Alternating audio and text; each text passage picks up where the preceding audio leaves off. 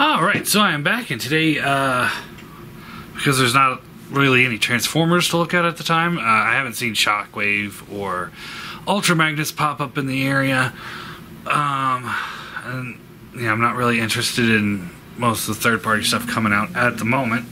I do have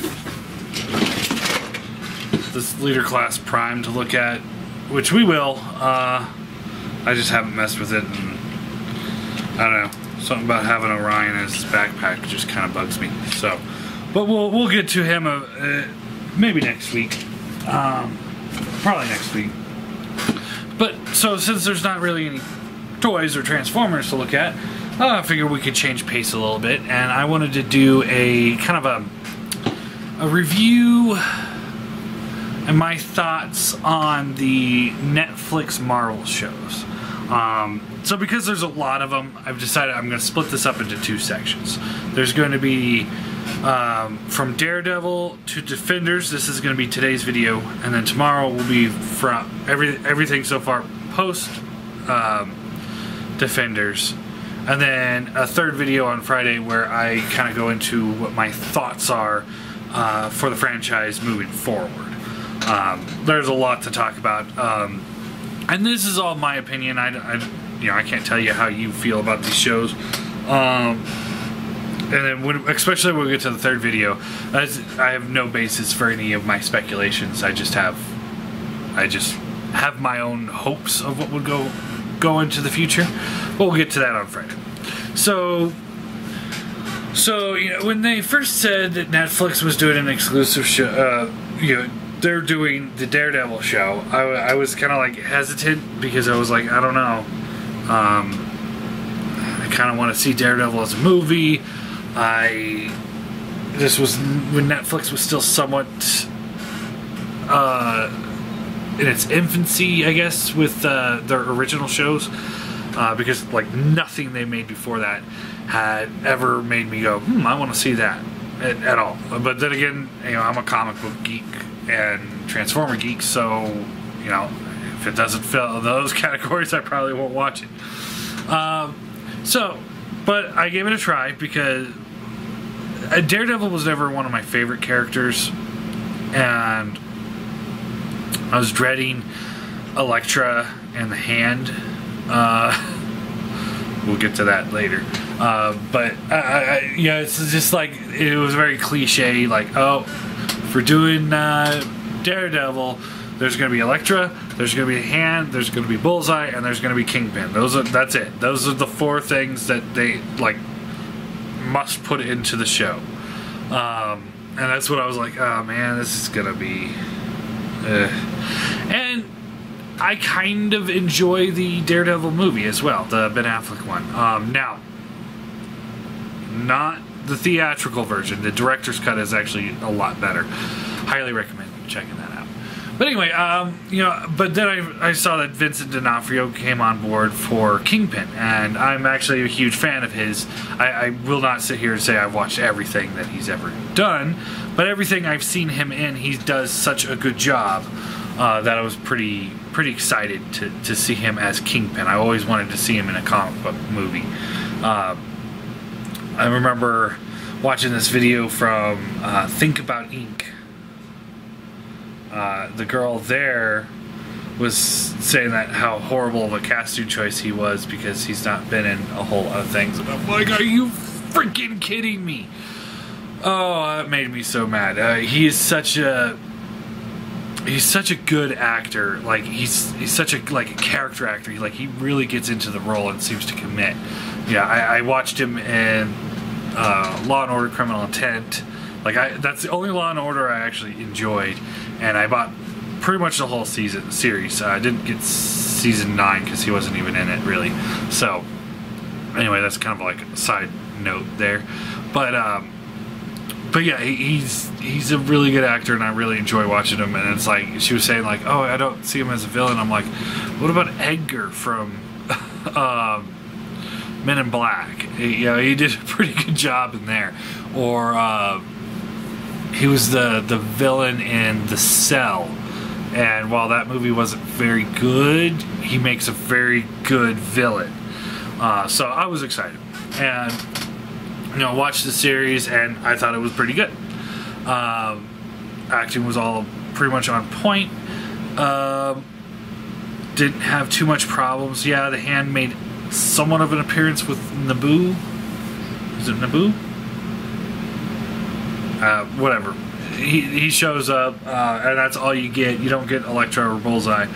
And everyone's saying one of the snipers was Bullseye, but it's like, who knows? But overall, I thought it was a pretty good show.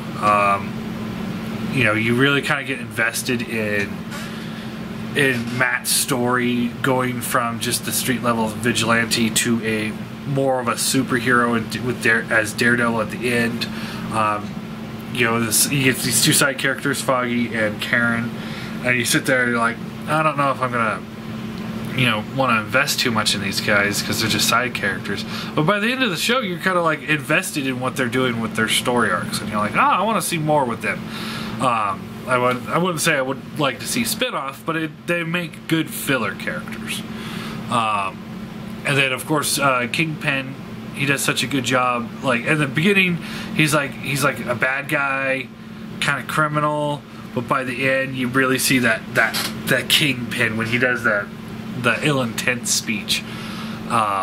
It's such a good scene, and he becomes such a good villain by the end. And then you get Daredevil in his costume at the end.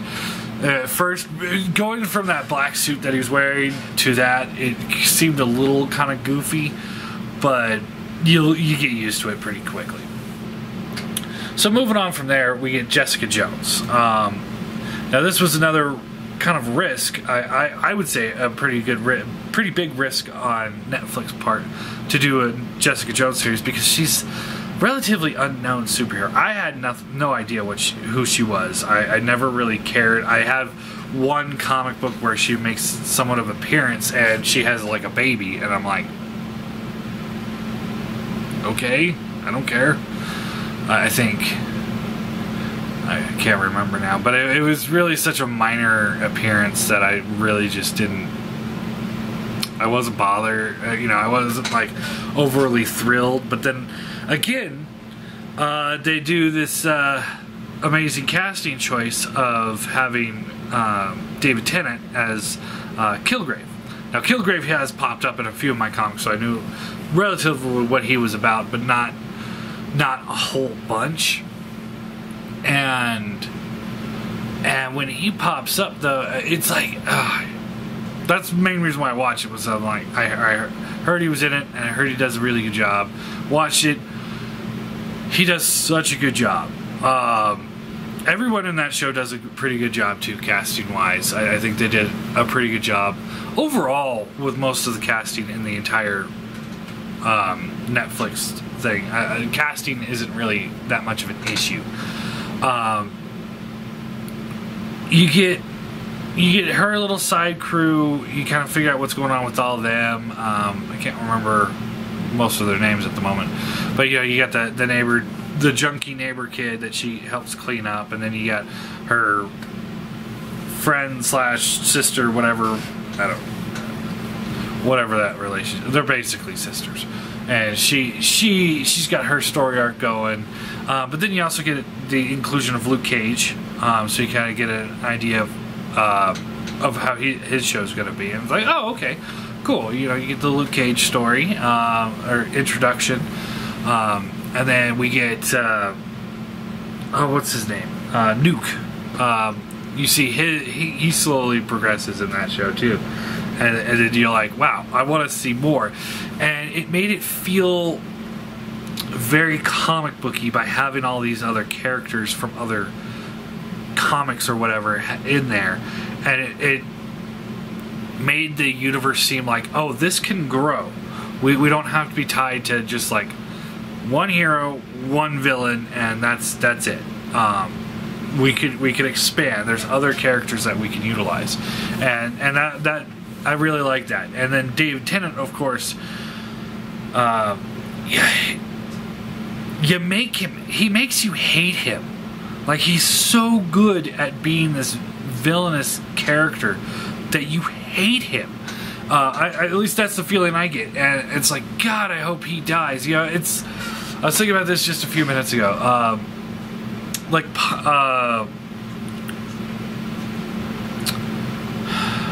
Darth Vader. You know, he's such a good villain, but you kind of root for him at the same time. Like the scene in Rogue One where he shows up and just murders everybody. It's a really good scene, and it's like nobody's like, oh no, not all those rebels. It was like, yes, kill them. And it's like you're rooting for the bad guy there. In this, you don't root for the bad guy. You root for the good guy. And the ending is really good. I think I need to mention spoilers, but then again, it's kind of like moot at this point. Just because the shows have been out for so long. So yeah. Anyway, spoiler alert. Sorry for everybody I spoiled things for. I don't know why you're watching my video about shows that came out years ago, but anyway, moving on. Let's see. Then we get Daredevil Season 2. And this is where things start fall apart a little bit for me, because we get the inclusion of more of the Hand, and I'm just like, okay, here we go, more of the Hand. Like, it was exciting in the first season because you get the one and that's it. And it's like, ooh, that was kind of fun.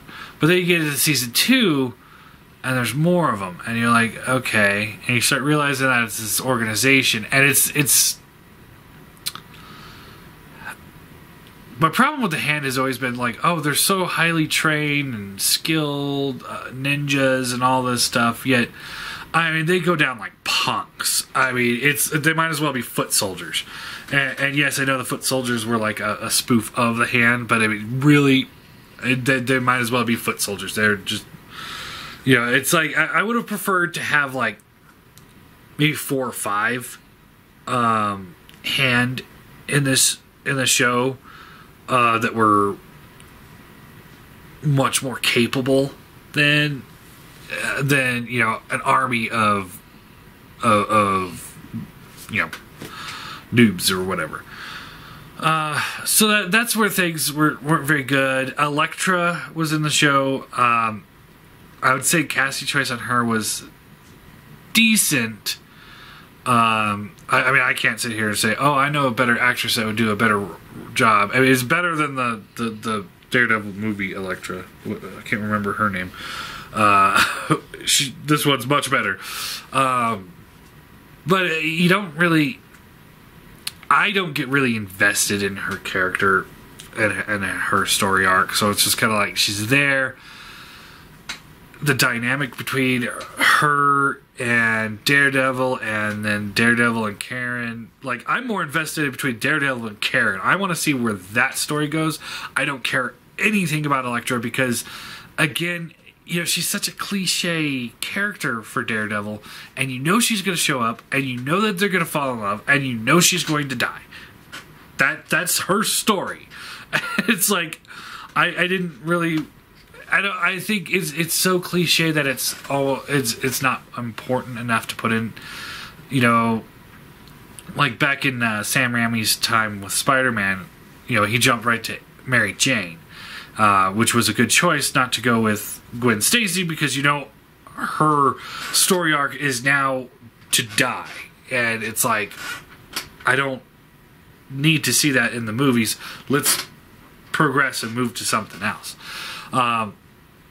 So those were the kind of negatives about that show. But then we get the Punisher, and this felt so much like not just a sequel to Daredevil, but the first season of Punisher. It actually was to the point when Punisher season 1 came out, I almost didn't watch it because I was like, I've already seen it. Didn't I? And it's like I'm scratching my head. I'm like, wait a minute. Maybe I should give it a try. So it almost felt like Punisher season 1, and his story arc throughout included his story with the Kingpin. Awesome throughout the whole thing. He does a really good job. Acting again, you know, they got a really good actor to play him. You know, he was Shane from Walking Dead, and like, I never would have thought of him as the Punisher, but when I first saw pictures of him as the Punisher, I was like, all right, let's do this. Especially since, at the first, he doesn't have like the skull on his chest. He's just doing his thing. And, you're like, it feels very natural for him not to have the skull. And then at the end, he gets the skull. And you're like, all right, hell yeah.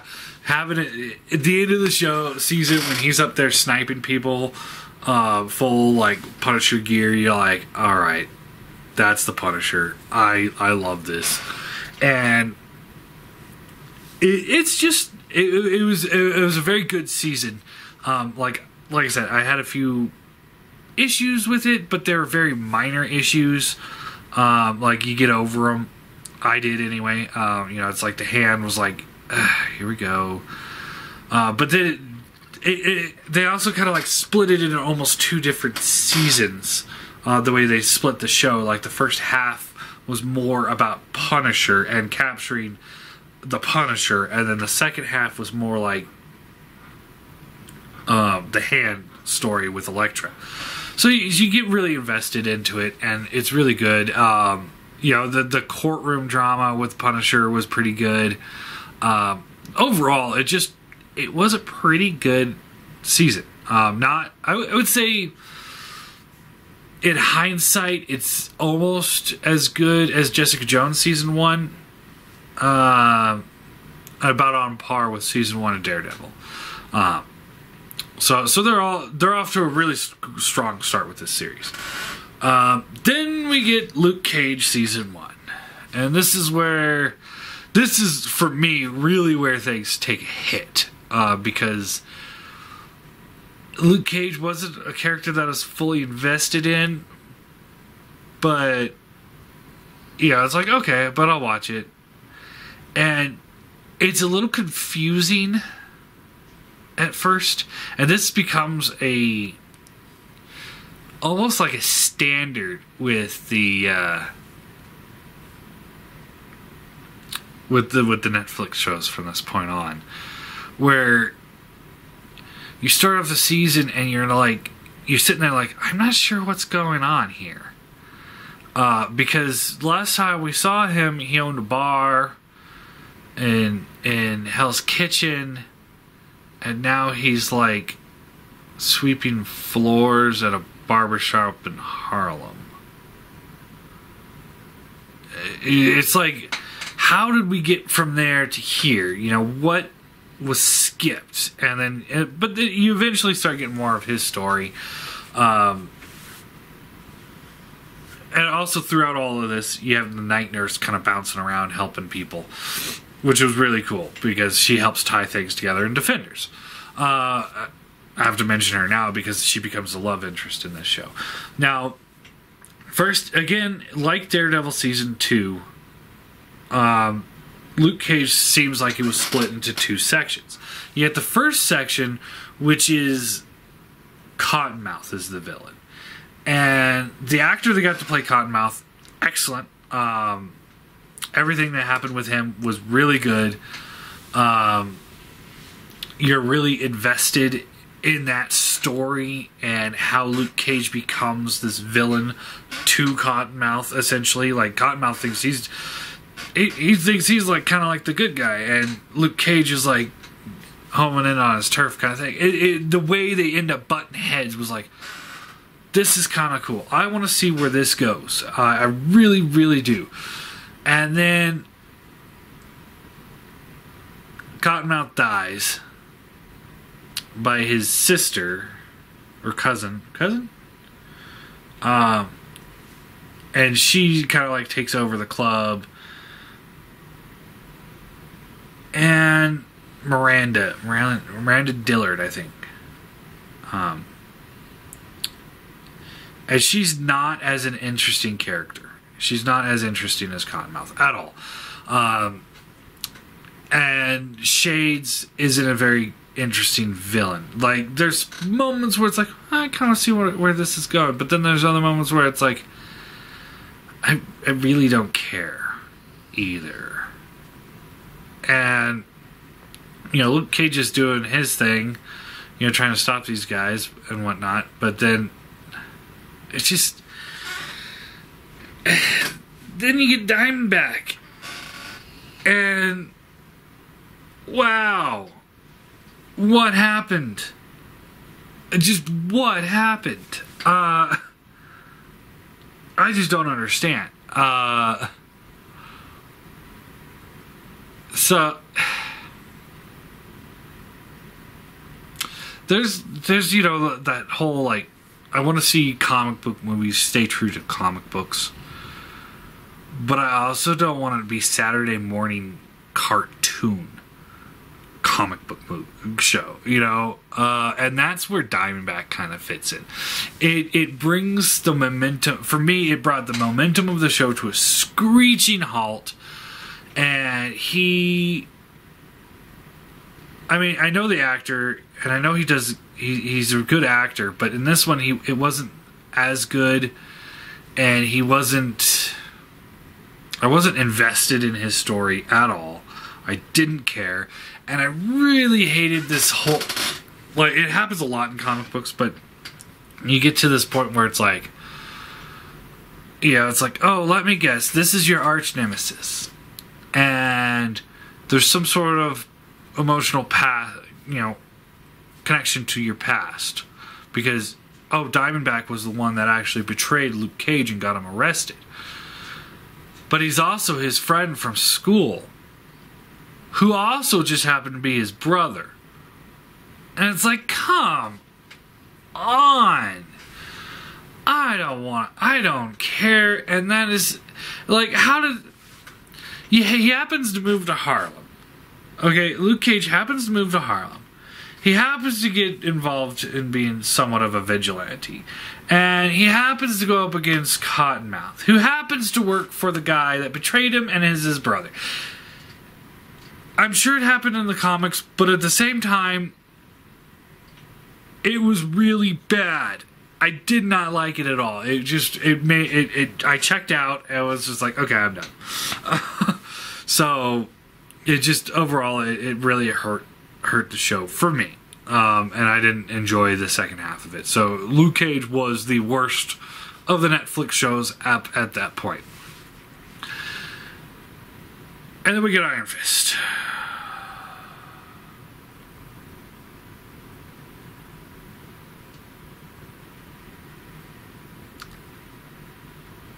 It wasn't very good.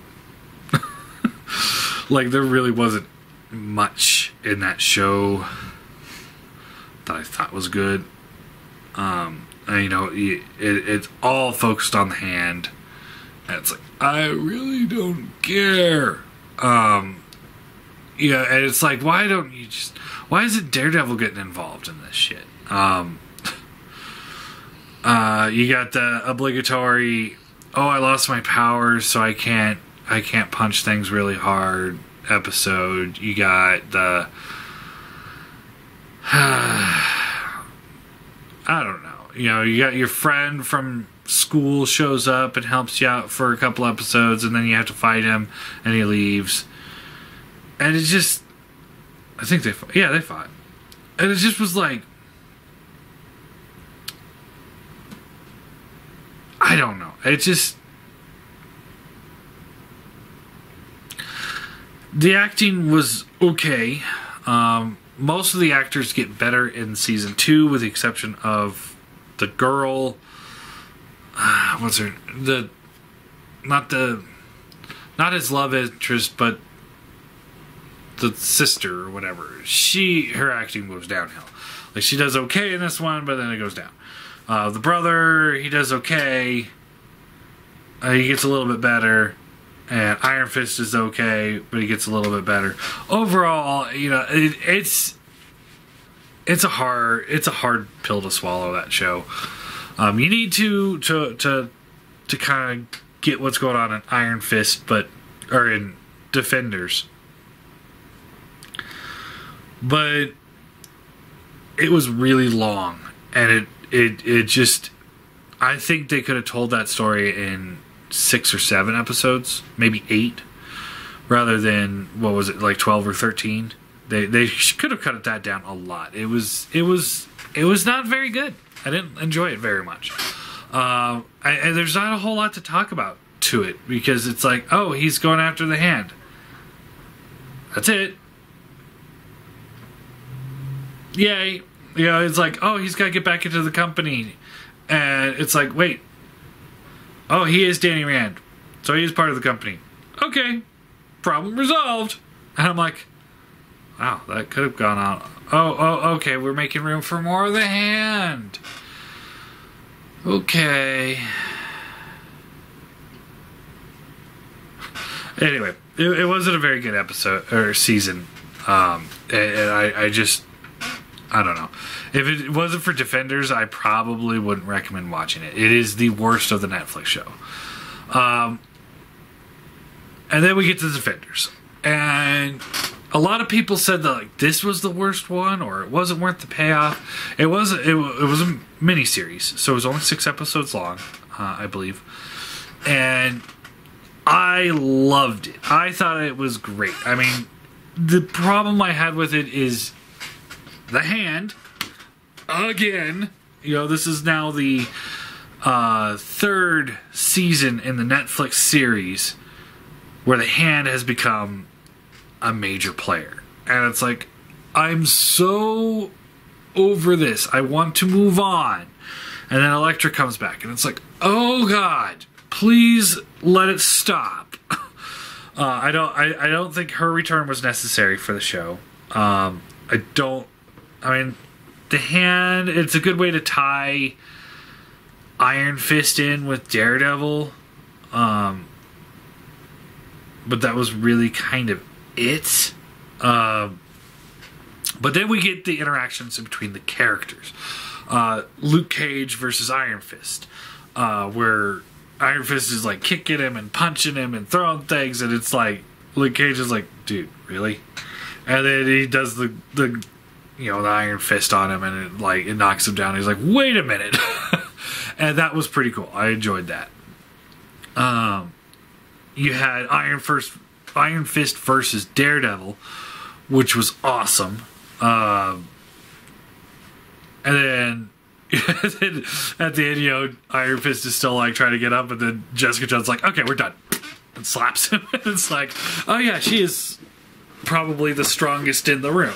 Like, I know Luke Cage is tough, but he's more like indestructible, and that makes him as tough as he is. But Jessica Jones actually has super strength. So it's funny watching her just like, okay, knock it off. You get it just, and then you have like the Luke and Jessica, former lovers, kind of hanging out like, this is awkward. Kind of dynamic, which is fun. I enjoyed that. The episode when they all stop and they're eating at the Chinese restaurant, the Danny Rand pays off. I thought that was really good. A lot of times I don't like these shows to stop and slow down like that, but it was a very necessary stop for these characters. And it was really cool. Again, the Elektra part wasn't so great, but the fact that she's, I don't know, they could have found a better villain, I think. The plus side is it seems like the Hand is done, and hopefully we won't see them pop back up anytime soon. And it was a good show. The series as a whole through the Defenders, I thought was a very enjoyable overall show. Iron Fist, of course, was a low part. Second half of Luke Cage was a low part, but the rest of it was all pretty high for me. If I were to give it a rating, I'd probably give it 8 out of 10. I really enjoyed it. The lows were really low for Iron Fist in the second half of Luke Cage, but the highs were really high. The way, I will say, the one thing I would do, if they move forward, again, we'll talk more about this on Friday, is I would like to see, and this is a long shot because it's tying two villains in together, But at the end of Luke Cage, when you see Diamondback, he's all busted up and he's in the hospital, but then you see the doctor that did the same experiment on Luke Cage shows up, and it's like, he's got the same DNA, or partly the same DNA as Luke Cage, so the experiment might work on him. But essentially it's preserving his skin and making it rock hard, and that instantly made me think Tombstone. And how cool would it be that if Diamondback comes back, that he's no longer Diamondback, and maybe he gets pale skin because of the experiment, and now he's Tombstone. Because Tombstone, who's just about as indestructible as Luke Cage, they both have, and he's got more super strength than Luke Cage does. But to see those two going at it, I think that would be a pretty good show. Or at least a good episode. That would be my one thing that I would like to see moving forward. I would love to see Kilgrave return, but of course he can't. He's dead, and we'll get more into that in Jessica Jones season 2. But overall, the series so far has been really good up through the Defenders. Now tomorrow we'll go into Punisher, Jessica Jones season 2, Iron Fist season 2, Luke Cage season 2, Daredevil season 2, and then Punisher season 2, which I'm actually on halfway through episode 6, so I've got to binge watch the rest of this today so that I can have my opinion on it when I'm done.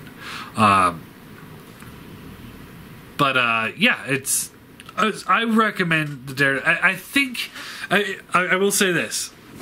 So far, from what we've talked about, the Defenders, they've built a better universe than the DCEU has. And that's really sad, because they're a Netflix show, and they're using characters like Jessica Jones, who's a relatively unknown. To me, Jessica Jones, unknown. Luke Cage, never really cared for. Iron Fist, never really cared for. Daredevil, mild interest. And they built a stronger universe than A-list superheroes like Batman and Superman. How do you fuck up Batman and Superman? I don't get it. One more topic I want to talk about while we're here. The one thing that I realized was kind of jarring about halfway through the Defenders, when Daredevil is trying to torture information out of the guy, and it's Daredevil. He's full costume Daredevil, and everyone's like, oh shit. That was the moment where I realized, I'm like, where's everybody else's costumes? I don't know Jessica Jones too well to know that she has a costume or not. I don't think she does.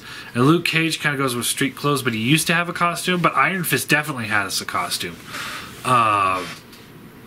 And so it's kind of one of those moments I know these guys are all they're trying to do this realistic kind of thing, but I want to see costumes.